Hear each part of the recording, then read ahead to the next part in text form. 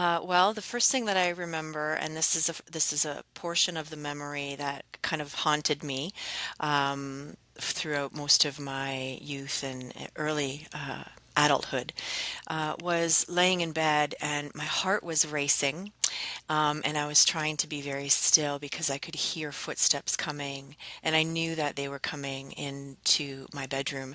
And I had a hook latch on my room, so if the door would open a crack, you could slide something underneath it to lift the hook. That's exactly what happened.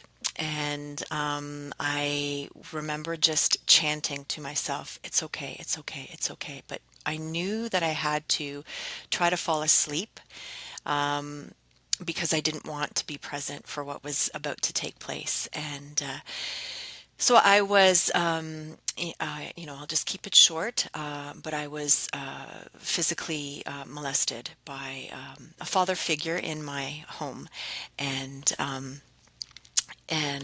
so I did leave my body because there were certain sensations that my nervous system was not ready to receive as a young child. And I did remember holding my breath for a very long time. So whether I passed out or had an NDE, to this day, I don't know for sure, but I have been told by others who have had near-death experiences that, of course, that was an NDE.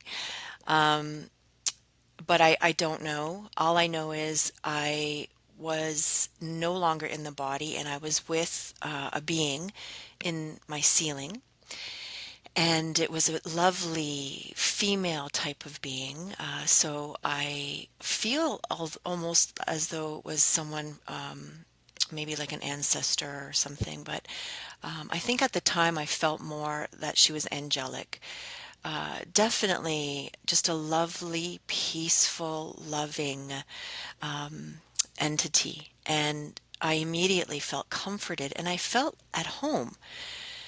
So she felt very familiar to me, and I remember I was a little confused, and she said, "Well, look down," and I saw my body, and I knew that it was my body, but I didn't feel any kind of disconnection or remorse for not being in the body. I did feel compassion, but not in the sense that I had to, inspire or elicit some kind of force of judgment or action or justice toward the body. It just simply was there and happening, and that was okay. And we went on. We had this nonverbal communication. It was really heart-centered, very expressive, very expansive. This intimate kind of encounter that I had with this being, and near the end of our encounter, she began to, I guess, remind me in a way that I was to go back into the body. But I did not want to be in that body. To me, that body was not who I was, and I did not want to experience those kinds of feelings, those sensations. And there wasn't any kind of conflict or arguing with her. And it wasn't even that she was persuasive. It was just this knowing that I had somehow, I guess, I guess I felt like I had made that arrangement already. So there was this sense of knowing that I still was going to have the experience of being in that body. But I don't remember saying, no, I don't want to go back. I don't remember arguing with her. I had the sense I don't want to go. And it was just sort of this gentle awareness that she conveyed to me that it would be okay because I had made the decision already. Like it would be okay. And then she actually went on to describe to me. So I didn't have images or pictures that I remember. It was truly the transmission was simply an awakening within my being that I would be carried in a sense throughout my lifetime, and that through whatever was happening in the body, that God would be there. God would be there. And so to me, it wasn't God in the religious sense. It was just that presence of what she and I were suspended in. So this bigger kind of sensation or awareness of complete and utter peace and love, and and anything that I could ever ask for, everything that I needed, everything that it was just all there. And so she conveyed to me that that would always be available to me, even though there would be times like that, that I would feel separate or disconnected from that.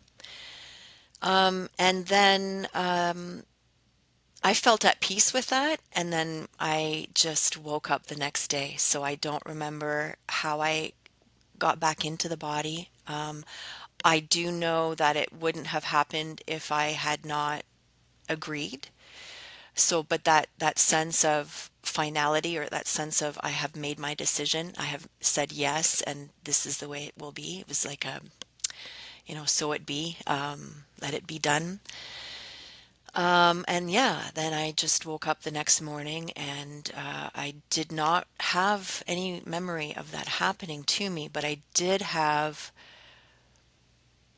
a different sensation about my body, and it was not one that was free. It was really a little bit more constricted, and even feeling a bit weighty, much more dense, much more weighty than prior to that. So I didn't recall that particular event. What would always be familiar to me about that event was I guess the sensations that I would feel in my body. So things that would bring it up would be, footsteps in the hallway, or even just being alone at night brought a lot of fear into me, and paralysis. But I do recall a time when my parents were arguing, and they were accusing me of wetting the bed, but I didn't ever do that. And they didn't actually suspect that I had wet the bed, but they were wondering why it was wet in certain places or something. And I just would feel the same sensations that I felt as that was happening to my body. I didn't feel the peace of being with the entity. I felt the density and the fear and the constriction and the heart racing, the palpitations, the anxiety. And what I can say now, I couldn't put words to it at the time, but much of what I was feeling, I also saw my parents sort of displaying. So they would be pacing, and they would be just in that kind of state of confusion, really confusion, and lack, and fear. So whatever was playing in me that I could feel, I saw it displayed in their being as well. So, but the memories would come back to me in fragments throughout the course of my young adulthood, maybe my teenage years, and after turning 18, when I was 18, I had what they called was a mini nervous breakdown, but I would say it was probably a panic attack or an anxiety attack. I remember falling on the floor, collapsing, as though my body was just giving up. And from that point on, I would seek counsel, help, to figure things out, because I knew that something wasn't quite right with me and the way that I engaged with life, the way that I engaged with people. There was something off, and that began my seeking. And I didn't know it at the time that it was a seeking or of a remembrance of who I was, or a sensation of the very tangible experience that I had as a child with that entity. I wanted to recreate that. I wanted to live in that more and more. And when that particular memory began to resurface, there's when we have these experiences, there's a lot of denial that we have to work through. And a big part of that is feeling in your own body what's true, what your truth is, because the body doesn't lie and the body keeps the score, as Bessel van der Kolk wrote.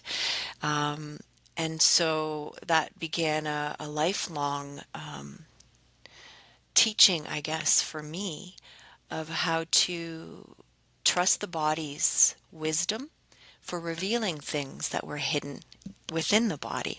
The body, to me, is a storehouse. It is a storybook, and and a very good record keeper of things. And so, as I began to unravel those things and piece together the experience, I began to feel much more whole, ironically, because you would think that remembering those kinds of things would be more horrific than peaceful. But the fact is, as I continued to trust my body's intrinsic wisdom, and as my faith grew, my faith in not necessarily a religious figure, but my faith in my connection to something bigger than me.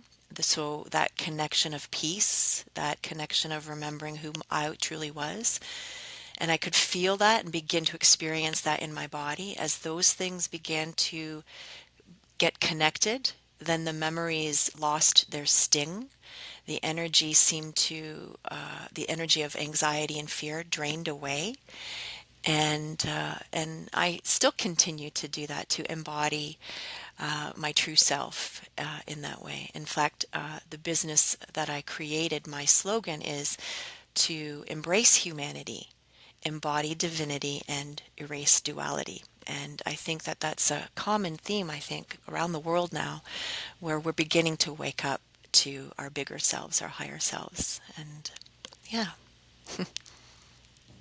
I think that for me, it ultimately boiled down to fear.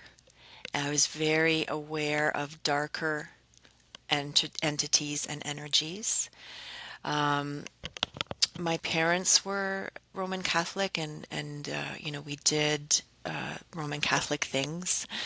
Um, but God was not discussed at home. My mom was a religious Catholic, and so she would do the sign of the cross and pray the prayers and had a rosary, those kinds of things. But those were curious things to me as a child after the NDE because energetically they carried some kind of frequency that reminded me of the bigger picture. But my home was quite a war zone. It was very volatile. My parents were survivors of slave labor farms during the World War II. And so they carried a lot of unhealed trauma and PTSD. And so that manifested quite often in the home. And we lived in an older home, quite old, that my father would rent out boarding rooms to, single rooms to, various people. So it held a lot of energy, had a lot of history, had a lot of energy. And all of that was very tangible to me experientially within my body, within my nervous system. I was very aware of all of those frequencies moving through the home all the time and aware of how I would respond. So I would always respond with fear, with panic, and wanting to run away. I was constantly hypervigilant in that fight, flight, sympathetic nervous system state that many of us, unfortunately, have been working through. So when I began to ponder God, later, as a child, even going through sort of the, Catholic catechisms, confession, and all of those things, I just remember being just sensitive to how that made me feel. And so it inspired a longing within me, not necessarily to actively pursue anything, but this awareness that there was something more than the fear that seemed to be so real around me.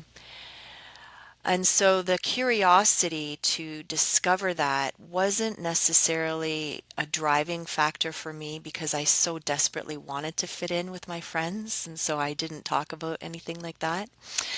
There were very key moments in my life, though, where for example, there was a televangelist on the TV that I was watching when I was about 13, maybe 11, 12, 13. And he said, pray this prayer. And so he led us in a prayer, and I prayed the prayer, and something tangibly happened to me. My eyes began to flutter. I felt this flood of some kind of energy, chemically. I don't know if it was like endorphins or something, dopamine, I don't know, but it felt really great. It was a really good feeling. And for me, that wasn't a comfortable feeling because I was really comfortable feeling bad and negative energies and sensations. But to feel something that positive, I wasn't sure what was happening and I didn't know if I could sustain it. So I stopped it. I stopped it. And I did ask a friend who she was more of a born again, Bible thumping kind of Christian, spirit filled, if that makes sense. So she was very involved in her church and in her beliefs.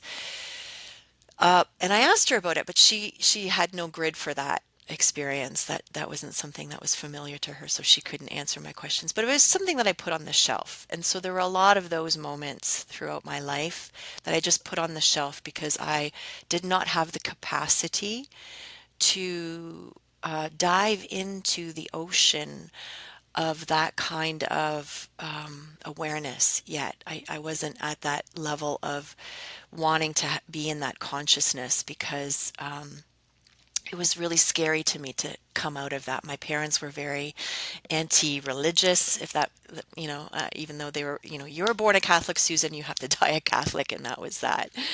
And so that meant that I would have to push against those things, those structures that had been there in place for me. But those are the very places I think that brought me the freedom when I began to face those kinds of fears and say, I need to be me.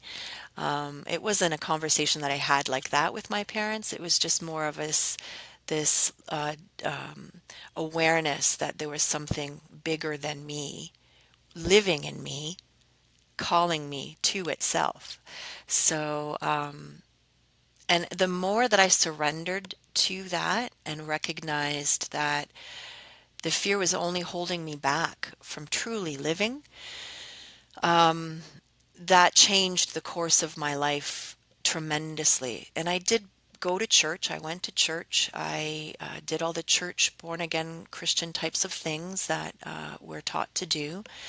But even there, I didn't fit. I would question things, and I just didn't seem to be able to conform myself to whatever the patterns were within any organized religion that I tried, and I tried many. I didn't try just mainstream Christian denominations, but I went here and there looking for truth. But again, there was a book that came across my path about this experience this person had had, and she was taken by a lion through these visions to various places on the earth where people were worshiping the truth, worshiping Source, worshiping God, and Christ would appear because she saw the world view Christian way of thinking. So Christ would appear to her, but he would put his hands on all of those Muslims and Buddhists and Sikhs and whoever was seeking truth and made a connection with them. And that kind of rubbed her the wrong way. And so she questioned that in the book. And it was just very clear that, Jesus represents love, and love is for everyone. And whoever seeks love, whoever seeks truth, will find whoever it is that represents that to them. So the way that I understood it was, and at this point, the memory of being with the entity came back. And it was a source of comfort to me when that memory came back tremendously. It was comforting and it was also encouraging. It was almost as though we were having the conversation in real time again, because it was such a deep transmission. And so I could feel the truth of what she had given me was that I would be okay. I was going to be actually better than okay. And and I guess retrospect, I see now because she did say to me it wouldn't take that long, but I mean, I was grieving, I think, for a very long time, and I didn't believe that it wasn't taking a long time, but it did happen quickly considering all of the negative and heavier things that I had gone through. My transformation did happen quickly, and so to me, she also is a figure of Christ or an image of Christ. To me, Christ is that which embodies love for you or gives you a visual component to attach to. And the truth is, there are many people that are leaving the Christian church, but there are also a lot of people who are within the Christian church who sincerely seek after truth and not just a religious figure or a dogma. And they do have a capacity to open their hearts to all walks of life as expression of God, of the Father, as Jesus would say. But I think the first step is to recognize that every human being on the planet is not a victim. And that might feel harsh, but it is also empowering because ultimately it boils down to being able to love yourself. And if you consider yourself as a victim, then it's not love. It's not empowering. It's pity or seeking after something. And for me, because I can only speak about myself, you're right. I was a very hardened person. My parents were very hard-hearted people. My mother always told me not to trust anyone, not even myself. But I think that's where she stumbled because even if she couldn't trust anyone, but she could begin to trust herself, I think she would have begun an inner transformation that would have been healing to her. So that would be the first step is to trust yourself that you are not a victim and that the circumstances that were that you grew up in or that you experienced that caused you to become hard-hearted truly were there to help you recognize your true self and to become vulnerable to seeing life in a different way. What I've learned to trust is this internal, I guess, sort of like a GPS, where if I'm feeling those negative feelings or the heavy feelings or the hurt feelings or the feelings of separation, if I'm feeling lonely or not understood or angry and I want to lash out, for example, any kind of negative experience like that to me is simply a reminder that I'm not looking at this from the perspective of my higher self. I'm looking at it from my lower, denser, more programmed, I guess, our egoic personality. And so if I'm feeling the negative emotions now, I can tune inward and just simply take a breath. To me, breath work has been life changing, such a gift. So I take a breath, which opens me up on the inside, creates this sense of space that I can connect back to my higher self again. And it just seems to recalibrate things for me. But that took time. Ironically, it took time, paradoxically. But I feel that I can transcend time now, where I can very quickly come back to this sense of source, of life, of light, and softness and trust, because the vulnerability that's required is to trust that you are held by something bigger than you, bigger than your personality, bigger than your fear, bigger than your need to survive, or even your need to push yourself to attain bigger things or manifest bigger things, which they're all, noble pursuits, but there's something even deeper because you don't have to be stuck in that hearted or wounded personality. You can move beyond that. It does boil down to how we identify or label ourselves and the circumstances and the people. And when I step back a little bit, there's a book in the Bible. It's called The Song of Solomon, written by King Solomon. And it says in there various times to not arouse or awaken love before it so desires. And that always puzzled me, but now I understand. This entire journey has been an unveiling, a revealing of love. And when I was thinking of myself as a victim, when I was identifying with the deep anger and the hatred of not just my parents but my entire family, really, who didn't understand me, who couldn't give me a sense of safety, a sense of belonging. When I began to recognize that that was just the way or the meaning that I had put on all of that, and when I began to reevaluate from the lens of being a creator, from the lens of making the conscious choice to be here. Because this is the land of forgetfulness, as it says in Psalm 88, we forget why we came here. But when I began to recognize that there was a deeper part of me that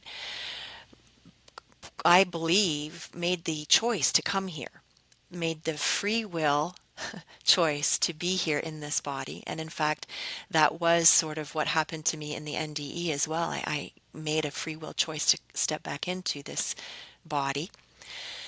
Then that makes me a willing participant. And not just a participant, but the one who paints the picture. I am the one who puts meaning to it all. And when I can look back on my life and be grateful for the circumstances that shaped me, created who I am, and the way that I feel about myself today and the way that I feel about life really is really much more grounding, because it's so much bigger than just who I am or what I experience, but it really is about this sense of unity with all of creation that was really something that wasn't perceivable at all before. It was really way out there, or it was a nice thought. Now I do feel it. I sense it in my own body, in my own nervous system, because I let go of those victimized meanings and labels that I had put upon myself or that I allowed other people to put on me. And that was it was a long time of finding myself, I guess, finding that creator part of my being. But here's the cool thing, that I never would have believed if you would have told me 20, 30 years ago. But it comes through trusting the people around you. From the perspective that my mother, like I said, told me not to trust anyone. But when I began to trust myself, began to trust my intuition, began to trust the leading, the seeking sensation within me and the people that were around me. And I began to discern, well, what's most life-giving to me from what they're telling me, and what is just feeling like a rock. I don't want that. I honor them for their journey, but I want the better. It began to feed me. It began to give me a new view, a new perspective, and a lighter feeling. It began to, I don't know, realign my chakras and my aura. I don't know. I don't see that, but certainly we're learning about some of these things and making them more real. These quantum field, quantum entanglement types of discoveries that are being made are simply a recognition of the unity that we have in spirit, and that this understanding of separation that we have in this earth is simply the way that we have put meaning to it, attached meaning and significance to it. So, yeah, I hope that made sense. I know I kind of went off on a, a tangent there, but there's a lot to be said. There's a lot to be said about the beginning point of recognizing our true self is much bigger than what we really are. And even if that's just a wishful thought, the more that we can bring our focus to that thought, that I'm bigger than I think, I'm more powerful than I think, I can do this, I can do all things. It that focus begins to be like the GPS. It's the point, the destination, and then everything recalibrates to that point if we can stay focused on the fact that we are much bigger than what we think. And trusting all the people around you to give you what you need when you need it. It doesn't necessarily come in the package that you think it should come in oftentimes, but there's always benefit. There's always benefit, and seek what benefits you. Sometimes is poison, but sometimes poison is medicine. So take things in small doses and see how it feels for you. Whatever teaching, whatever ideology, and make it your own. See how it fits. Try it on and move from there. And the universe, God, Source, is always faithful to support you in your journey. Well, I was in a class where I got to have a session one-to-one with the teacher, and it was a spiritual class. I don't remember exactly what the theme was, but I did have a one-to-one, and the takeaway from the session was the breath work, and that wasn't the goal, but this was someone who was trained in Wim Hof breathing, and I don't know if he saw the agitation in my being, because I wasn't one who was able to sit still for very long, or to stay focused on anything for very long. But he said, "Let's do some breathing together, Susan," near the end of our talk. And he showed me how to do the Wim Hof. And so that was the journey. That's how it started. And I love all forms of breath work, and I've learned how to. I don't want to use the word manipulate. I prefer to use partner. I've learned how to partner with my own breath in ways to support my body, to support my mental wellness and my consciousness. So I employ various techniques, and I think the most important thing to remember is to be in balance when you're using breath work. So if you're just starting out on the journey, something like Box breath is always a good place to start, where you breathe in for a count of four, hold your breath for a count of four, exhale for a count of four, hold for a count of four. So it takes the shape of a box. Breathe in, hold, breathe out, hold. But ultimately, for me, I think find someone who is certified in breathwork, and especially one who is informed with, how trauma affects the body, and who can support you to be able to tune into your own breath and your own body, your own nervous system, so that you can find your particular technique that's best for you. I offer free weekly sessions on Saturdays from a Christocentric point of view, so it's inspired by the Bible, by scripture, and things like that, in a conscious connected breathwork format.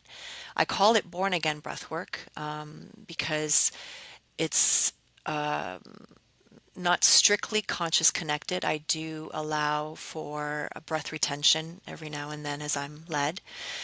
Breath retentions or breath holds are, to me, an opportunity to let go of this life. It's almost like a death experience or a corpse pose in yoga. You just lay there, and with no breath, you allow the body to reassemble itself, to realign itself, to retune itself, recalibrate to source. And then when you feel the sense of urgency or that breath hunger, to take a gentle breath in and remind your body it's safe, and then let it go. Longer exhales for me help me to feel calmer.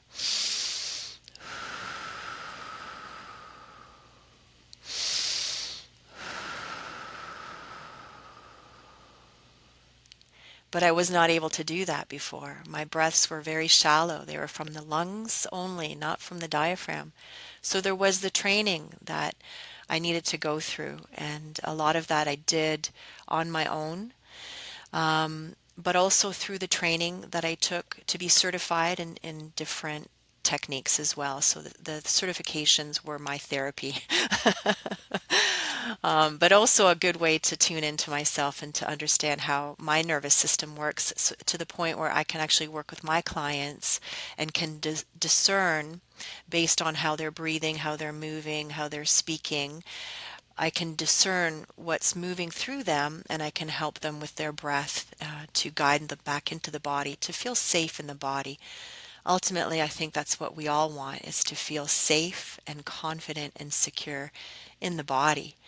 And yeah, so breath work to me was the ability to do that. And for many, many years, I tried to meditate, and I just, because I was so ramped up in my fight flight mode, I was constantly looking for the threat that was breathing down my neck, and I didn't know how to calm myself down. Meditation just made me more agitated and overwhelmed. But breathwork seemed to cleanse and clear something in my, I don't know, my brain, my reticular activating system, I don't know, my hormones, all of it, all of the above.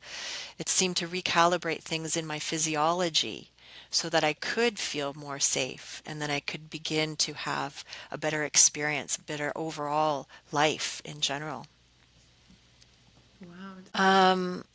So the best way to find me is probably through Facebook. I do have an Instagram, both under Susan Norrish and under Born Again Breathwork.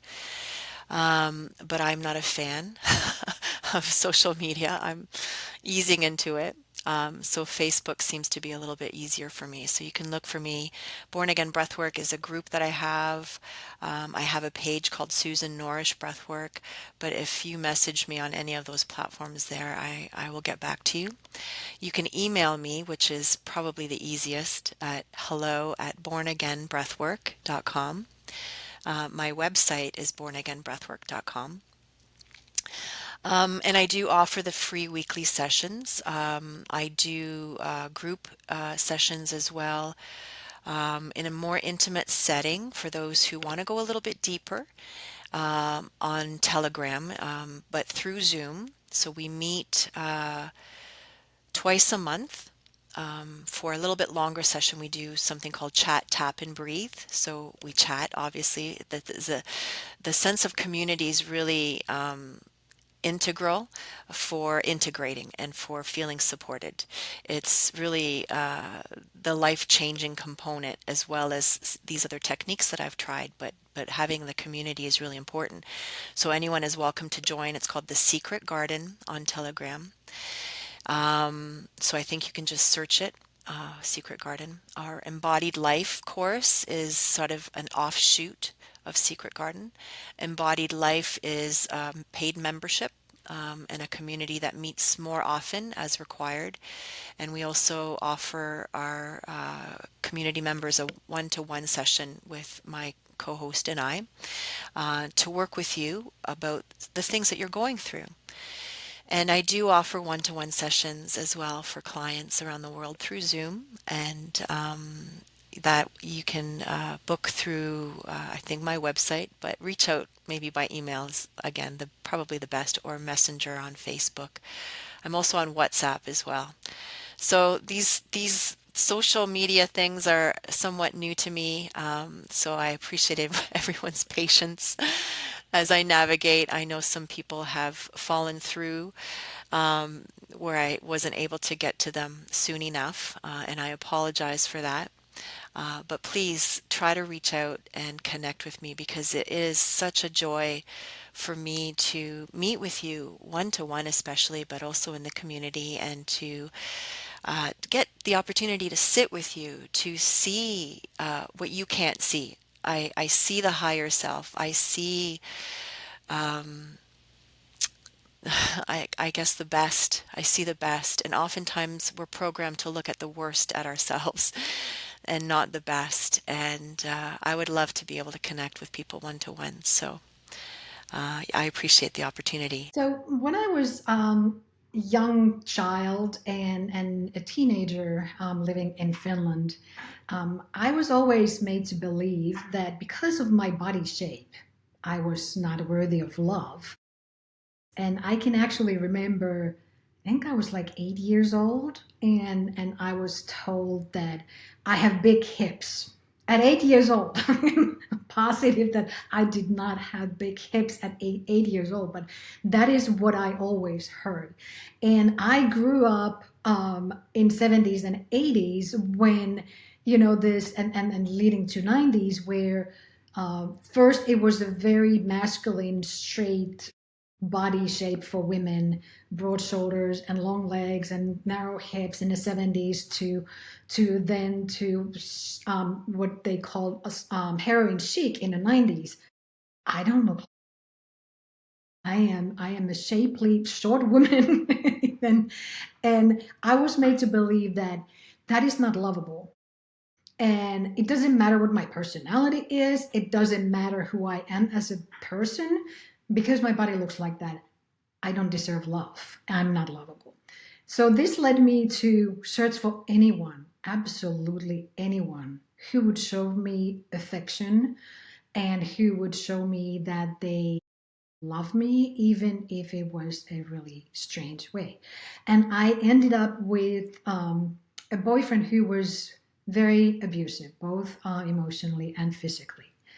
And in the process, I also ended up with a stomach cancer. At 21 years old, I was diagnosed with stomach cancer, and it didn't make any sense to me at that point because I was very healthy. And how can a 21-year-old get a stomach cancer? That's unheard of. And that, but it led to the point that at 23, it was actually my boyfriend who beat me to death. It was one of the nights that he was out with his buddies. He came home. I woke up with him on top of me, beating my stomach. That was his way of being in control of me, but it didn't show any physical. There was no physical evidence of him beating me, so it was basically my word against him.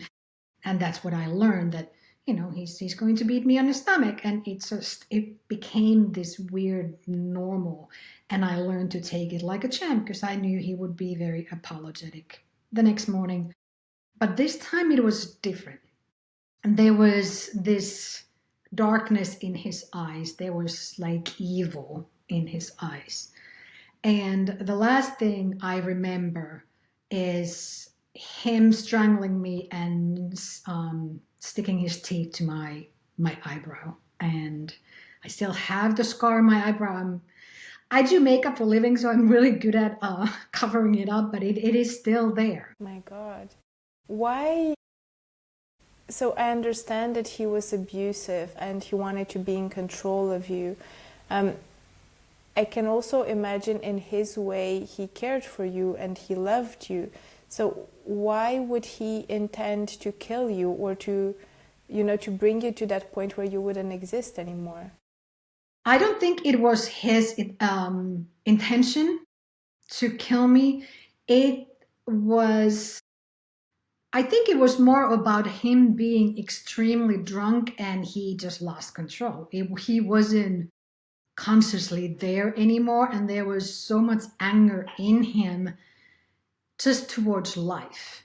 And after my NDE, I have been able to look at it, much more objectively than I did back then. That it wasn't really about me. I just happened to be the target that he took all his frustration, anxiety, anger out. Yeah, it's a very healthy way of having processed it.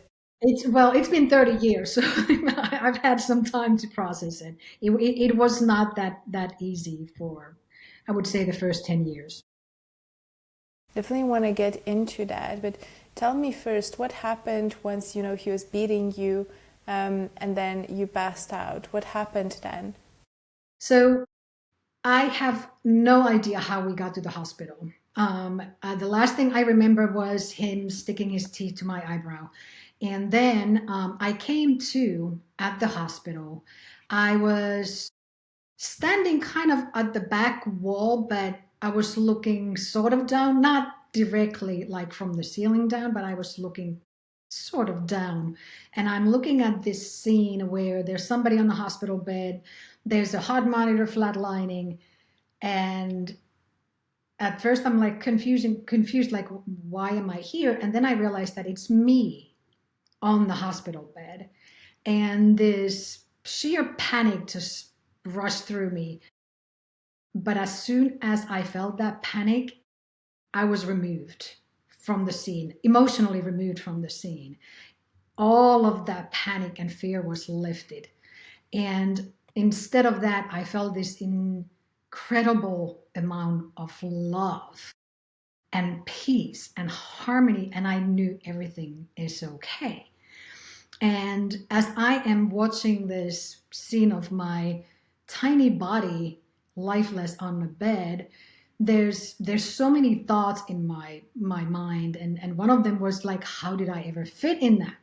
It's us as beings are extremely big, and when you are looking at yourself from that perspective, it's hard to understand how do we fit in these fleshy vehicles that we use. And as I'm watching that, I felt my grandparents approach me, and it was the most amazing feeling. There was no awkwardness at all. I didn't even think at any point that, wait, you're dead. How are you here with me? It was just pure joy of seeing and feeling them again. And then it was the most natural thing that, of course, they are here with me. And they were there to tell me that I have a choice to make. I can either go with them or I can decide to come back here. And besides my grandparents, there were other people with me too. I can tell you that I know who they are, but I can't put a name on it. And I think that is one of the most beautiful things for us as human beings to learn too, that there is these beings that we know, but there's no name. they are always there to support you. A lot of people call them guardian angels. A lot of people call them God. It's the name doesn't matter, and that's usually what I like to tell people too. That you don't need to put a label, aka name, on something to know that they are there to support you. I'm getting chills all over, so I know that they are. Both yours and mine are there to support us right now, and they want to make everybody to know that they are always there. So as I'm talking to my grandparents, I am watching my lifeless body, the doctors working on me, but I can also see my ex-boyfriend in the other room yelling like I didn't do anything, or I didn't do it, and I can feel the panic from them, but then I also can see what's happening outside. It was like I had this 360 view of everything going on. And one of the biggest realization for me was that everything was so alive. Even the trees in Finland in the middle of winter, they were so alive. We think that when things freeze that they kind of die, but there is so much life in them still. And that's why we get new leaves in the spring on the trees, and the grass grows again. It subtracts to rest, and then it comes back again. So I was able to see this, and everything felt just really, really normal and comfortable. That it was like, yes, exactly. This is exactly how it's supposed to be. And I was able to learn so many things about life in 20 minutes. So I was clinically dead for 20 minutes. And I got like these downloads of information in me from all these people who were around me in 20 minutes that I believe that it would take you decades on university level studying to actually learn all that. And it feels like the information is installed in me, and it's whenever I need it, it's there. And this is actually available to all of us. We just have to know that it is there. And that's one of the biggest messages that I've been wanting to get across, that trust what's in here, because the answer is always in you. It is there. You just have to learn to listen to it and find it. So tell me about these downloads, because of course we cannot speak about everything, but what were the main lessons or takeaways that you had almost immediately about your life, about what was happening in that moment? Well, one of the biggest things, of course, was that I knew that I had created cancer in me, because we are, as human beings, we are emotional filters. And the more you put crap into your body, the more it's going to get stuck in there. It's like an air conditioning filter. If you don't clean it or replace it, it's going to get very clogged and yucky. Same way, we are emotional filters. And when you don't value yourself, when you keep putting more and more and more crap on you, you will get a physical illness. And so you are literally speaking it to existence. Now, did I ever think that, oh, I'm going to get a stomach cancer, or say that I'm going to get stomach cancer? No. But what I was doing, I was allowing somebody to beat me on my stomach. It was like, hello, there it is. I was shoving all these feelings of not enoughness into my gut. All of that, it just built up and created an illness. But at the same time, I also knew that once I decided to come back, the cancer would be gone, because it could not exist in my body when I know that I'm not that person anymore. I am this new version of me. So it was, I mean, the doctors couldn't find it in 24 hours.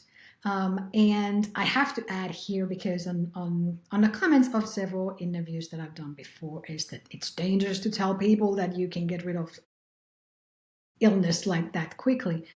I want to say that whatever you believe in, whatever you know to be true, will be true to you. I am sharing my experience. It doesn't have to be true for you. And another thing that was made very, very clear to me is that we are eternal beings. There is no death. You're not going to heaven in clouds, or hell in underground burn in flames. No, you unfortunately, you're not going anywhere. You're still going to be here. Now you can choose to go to different dimensions and things like that, but this is where it's at. We are it. We are the ones who are really, really expanding the universe and pushing things forward. So most of us like to be here, whether it's in spirit form or in human form. And our loved ones are always here looking after us. And that was the probably the most comforting message for me, knowing that we're never alone. Never, never, never. It's whatever loneliness you feel in you, you are allowed to let go of it, and you can let go of it. And yes, you are always supported. But I think for us, it's because we are so accustomed to just looking at what is in front of us. And if you can't physically see it, it doesn't exist. And life is actually the opposite. Because whatever you believe to know to be true, that's what you're going to see in front of you. So it's the polar opposite. So those are like the main things that I learned. So you went into this experience feeling as you were not enough, you were unworthy, because that's what was being told to you since you were a child. And I can also imagine being in, an abusive relationship. There's also a sense that a lot of victims develop, that is, if this is happening to me, I must deserve it. I mean, I'm not better than that because this is my reality. So it's sort of the mindset that also keeps you there, because you feel, well, that's probably, I'm not worthy of more, or I'm not worthy of somebody loving me in a different way. So when you were on the other side, where there's a lot of love and acceptance, how do you deal with, these feelings of you not being worthy, you're not being good enough, you being deserving of a different treatment? How did that shift for you? Well, when I was on the other side, I knew all that was lifted off me. I knew how loved and appreciated I am, how much I am love. So that really shifted it for me to when I came back, to feel the appreciation for myself and building my self-confidence and being able to end that relationship finally. But it took me 10 years to forgive myself that I had put myself in that position. With all the knowing in the world, I am still a human being with human emotions, and it took me that long to finally stop blaming myself, that I am the one who put myself in that situation. And the first year was also difficult because I was, like I said in the beginning, that looking at my body on the hospital bed, I couldn't figure out how I could possibly fit in that.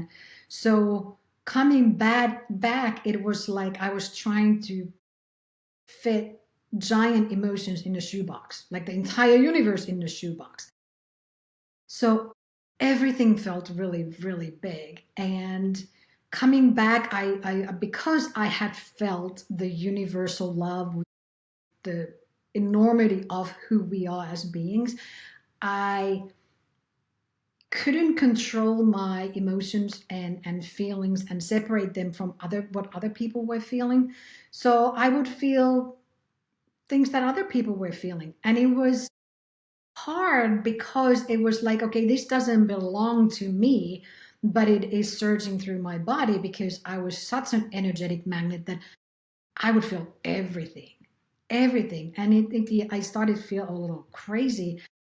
And there were many times when I thought that, okay, why did I come back? What's the point of all of this?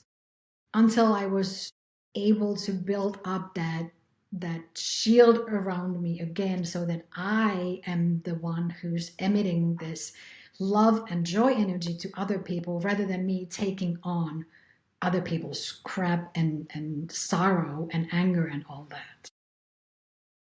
That definitely sounds like a very long but also very painful process to go through.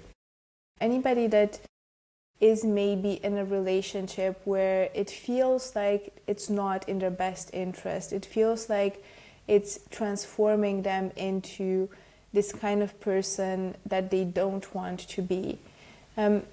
What would be the first steps? Because I can imagine it's very easy to be on the outside and to say, well, just leave. But that's not as easy when you're in that relationship. So if you were be able to, connect with Ulla at that age that she was in this relationship, what kind of advice would you give her? What would you tell her? I want to add to that before I give you my answer, that because I've heard from people even in recent years, that why didn't you just leave? I want to add, and so that people who've never been in an abusive relationship, that is the most dangerous time for the victim in their life, because the abuser is losing control. They are very unpredictable. And when an unpredictable person becomes even more unpredictable, that is when people die. So I want everybody to have empathy for those who are wanting to leave, but they don't know. And for anybody in this kind of relationship or abusive situation, I want you to know that you are worthy. You are worthy just because you are. That's it. It doesn't matter what anybody's done to you in the past. It doesn't matter what you've done or said in the past. You are worthy. And once you start to build that up, it becomes easier to start talking to people. And you can talk to people. There are places where you can call anonymously. If you're afraid for your life and you don't want your name out there, there are places where you can call. There are people who care. I care. And it's small, small steps. But know that you are truly worthy and loved. That's so important for everybody to hear. But now I also wanted to dive deeper into how our emotions actually cause disease in our bodies. So if we look online, there's a lot of research that says so. And I want to understand in your case how those emotions that maybe I would think they were not very processed, you were just probably shoving them down, but how they got to the point that they actually created this disease in your body. Like I mentioned before, it is that your body is an emotional filter, and when you are not in the flow with your emotions, with your thoughts, when you are restricting, and you are always restricting when you are angry, when you're scared, when you have these feelings of not enoughness, and all of these what we call negative emotions. I want to add here that negative emotions are not bad. You should not avoid them. But when you start collecting them and holding on to them, it will affect how your body functions. And when you start to, I don't want to say alter, when you start restricting how your body functions, and with those emotions, you will restrict how your body functions, they will start to collect dust, dirt, and it starts to create an illness. And the more you focus on those stuff that feels yucky and crunchy and stuck, the more it's going to get stuck on your body. And we as humans, we have a strong belief in illness anyway. For whatever reason, we come here as these like guinea pigs or lab rats that, okay, I'm going to come here and I'm going to have that disease so we can figure out what kind of solution there is. So it is kind of a two-bladed sword that, yes, we do want to find solutions, but at the same time, why do we choose that? I don't know. For me personally, it's after that it's been very obvious to me that I don't need to be sick. It's a choice. That sounds, I know it sounds absolutely insane, but it is a choice for me. And generally I get sick when I'm just beyond exhausted physically. And I get sick for a day and then I was like, okay, I'm good. That was a release for me. But yeah, the answer to your question really is that it's because we are emotional filters. We collect dirt and dust and we won't let go of it. So that creates illness in your body.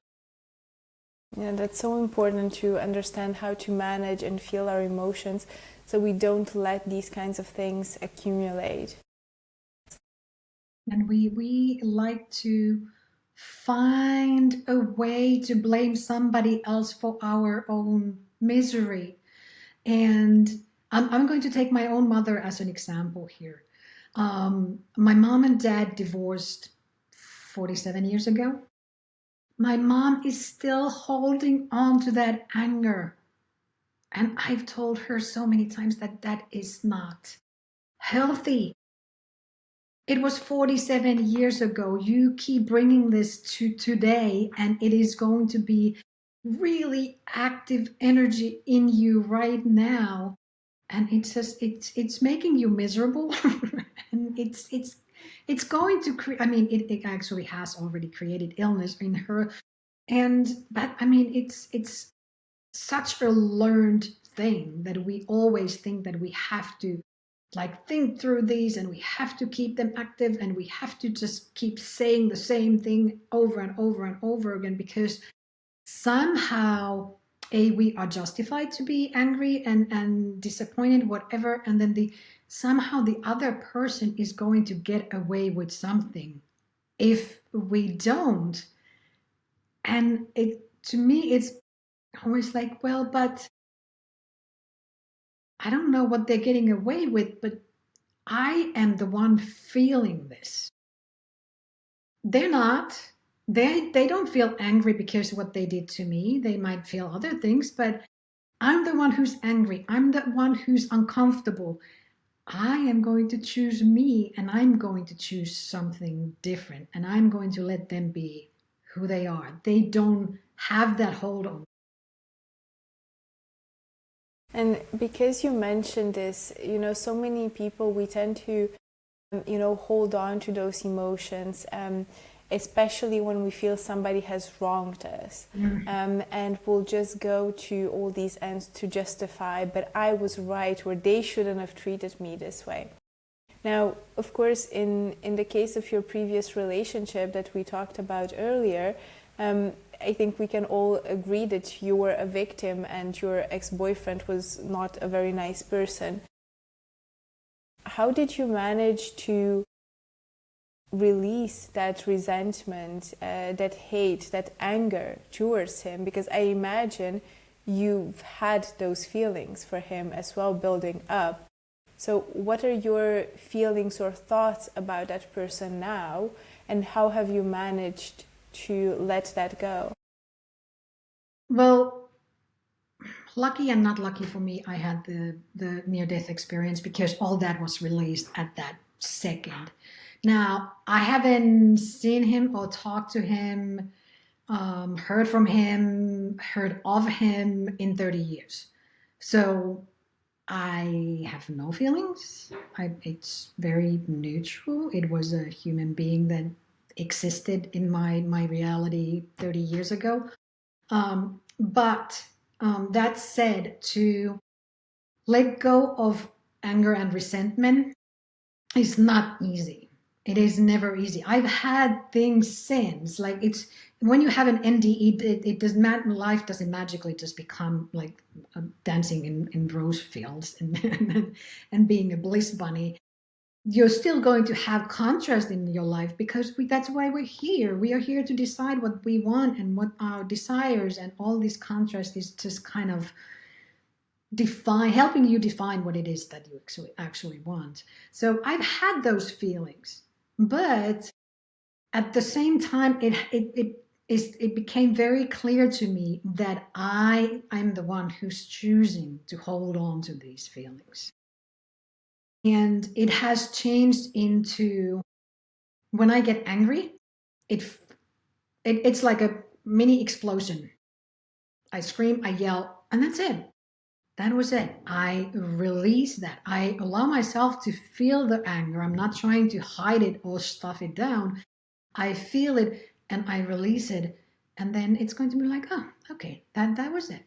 It's kind of like toddlers when they have like this screaming match where they're just screaming, and then afterwards they're like, okay, let's go get ice cream, and it's all good.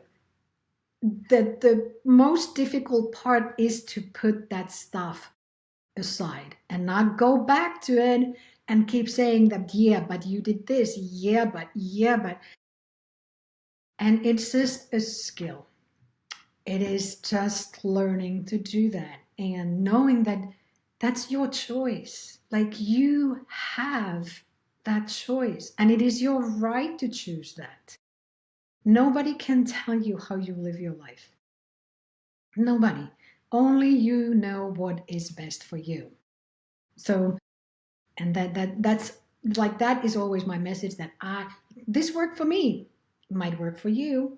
Take it or leave it, but I don't know, try it, see what it feels like next time you get angry at your spouse or your kid or your friend, anybody. Let it flash through you like a mini explosion, and see what happens when you just put it aside and leave it there. It doesn't have to follow you for next 50, 60 years. So what else, if anything, has changed in your life since, and how have you learned to deal with these changes? Well, one of the changes was that because I was told many, many times that you can't do that and you can't be that, and biggest change for me was that watch me because so it was just a few years after my NDE, I moved to US. I was always told that I cannot become a makeup artist. It's not a profession. You'll never make any money. That's, excuse me. It's just not a profession. Like, people would laugh at me when I said that I wanted to become a makeup artist.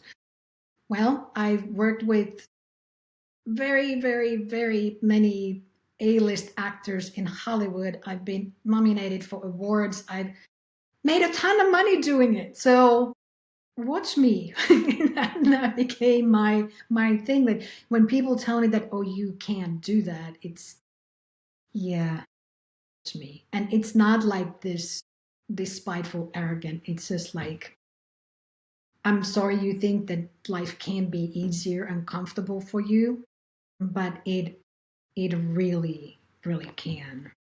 And I mean, I've done so many things, and it's one of my biggest pride is my children, because I've allowed them to be exactly who they are and just watch them grow to be like, my oldest one is 19 and he's becoming this amazing man. He knows exactly what he wants. He's known that for a long time. And there's never been a point where I've been or he's been that, oh, you can't do that. Maybe we should look at something else because that's out of your reach. It's always, yes, of course you can do that. Let's see what we can do to make it happen. It's, the schools that he wanted to go to and courses he wanted to take or job that he wanted to get. He's always done that. And he truly, truly believes that, yes, all of this is available. Do I want this? Yes, I want this. How is it going to come to me? None of my business. It is going to come to me because I want it, and it is my right as a human being. And same thing with my little one. They're just amazing, amazing human beings. And when I hear from other people that, "Oh, you did such a great job," I'm like, well, I didn't do anything. And that's the trick. I allowed them to be exactly who they are. I listened. Maybe, I mean, I don't know, maybe that's the great job that I did because I listened.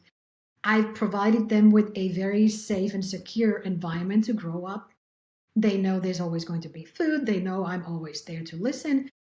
But other than that, it's all them. And they are absolutely magnificent human beings. Do you think it has anything to do with the fact that in Finland, I would imagine it's very much a culture of, just don't, yeah, how would I say it? Jenteloven. Do you know that? Yeah, so just be normal, like don't be outside of the mold. Do you think that was at play? Yes, absolutely, absolutely. That's part of it. And Finnish culture is very jealous anyway, so you don't want to show off in any way. You always want to like blend in. You don't want to talk to people, and that was just so not me. And of course, that's where my mom grew up in, and that's where my dad grew up in, and they didn't know any different, and they had heard these things from their parents, so they just kind of regurgitating what they learned. And yeah, so I'm sure that's where all that nonsense was put in me, and I'm very lucky that I was able to get rid of it. And I think that's what makes you very strong, the fact that you were able to move on with your plans and with what you wanted despite that resistance. Mm-hmm. Yeah, absolutely. And it's interesting to see, my younger one is 13 years old and going to school trips and things like that. It's just how other parents interact with their children and how they parent the kids, which is like very weird, strict way for me. Like, okay, we're all here together. Let your child be who he is or she is. But of course, I never say that. It's not my place to go and say anything about that. But it's interesting to see, and but I love that my children notice that. They know. They always say that, "Oh, you're so different," and their friends love to come here. They love to come here because they get to be who they are. And I mean, it's never like this crazy rowdy boy party. No, they just feel very comfortable here because that's the environment I have created for my children. And you mentioned like how my experience was so different from my own children. It's been interesting because I'm writing my memoir at the moment. And this spring, I was writing the chapter when I graduated high school, while my son was graduating high school. And the contrast between where I was and where he is, it is so big. And so it made me cry and laugh at the same time because I felt sorry for the girl that I was and what I had to go through. But at the same time, I'm like, so joyful that my son has this opportunity of being in like the healthiest teen relationship you could ever imagine. That's his relationship with his girlfriend, and graduating with, just being in that really loving environment and having so much joy in his life. It's, yeah, it was amazing. But in that case, you probably wouldn't be the mother that you are today, and you wouldn't have been able to raise children as you have. Mm-hmm. Yeah, absolutely, absolutely. There's that's the silver lining here. It's I got to be who I am today because of the experiences that I had, and as difficult as it was 30 years ago, or 35 years ago when I was in the middle of that crazy relationship. It's looking at it today. Oh yeah, it's I am so much stronger because of it, and I'm able to help so many people because of what my experiences were. So it was not for nothing. Our experiences are never for nothing. Absolutely. Now, Ulla, for anybody that wants to know more about you or wants to connect with you, where can they find you? They can find me on my website, ullagaudin.com, or you can also find me on Substack. I write my weekly articles there, and yeah, and it's free. So it's really fun.